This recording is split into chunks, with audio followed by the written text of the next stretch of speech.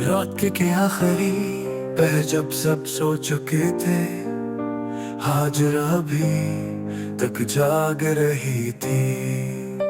दिल का बोझ नींद को करीब नहीं आने दे रहा, धड़की से आती हुआ ने उसके बालों को छुआ तो वो चून की। एक याद फिर ज़हन पर दस्तक देने लगी। शाह मेर का पहला खत, पहला एतराफ, पहला लम्स। यादें जहर की तरह होती है, रफ्ता रफ्ता मोड़ देती है वो खुद से बुराई। शाह मेरे ने कमरे की लाइट बंद की, मगर नींद आँखों से कोसों दूर थी। उसने मोबाइल हाथ में लिया और हाजरा की आखिरी तस्वीर को देखता रहा। आंसू अब खामोशी से गालों पर बहने लगे थे। जाने अनजाने में जो कुछ कहा, क्या वो माफी के काबिल था?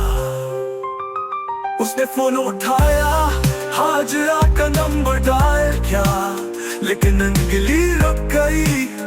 क्या उसका सुकून बर्बाद करने का हक है मुझे? फोन बंद कर दी, कटिली सपाटी। वो हाजरा नाश्ते की मेज पर चुप बैठे, चाय में चीनी घुल रही थी।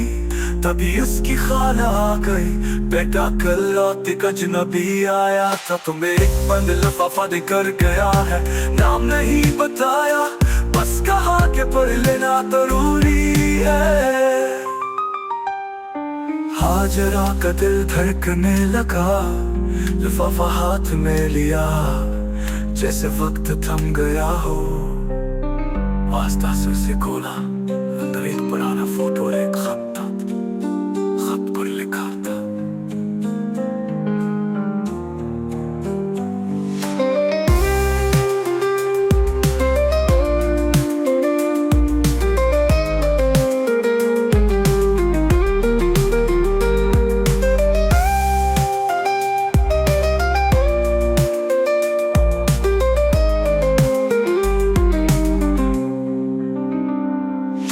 शाह मेरे ने कमरे की लाइट बंद की, मगर नींद आँखों से कोसों दूर थी।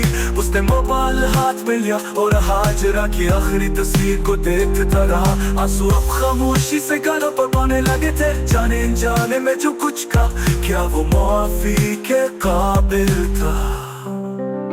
शाह मेरे ने कमरे की लाइट बंद की, मगर नींद आँखों से कोसों दूर थी।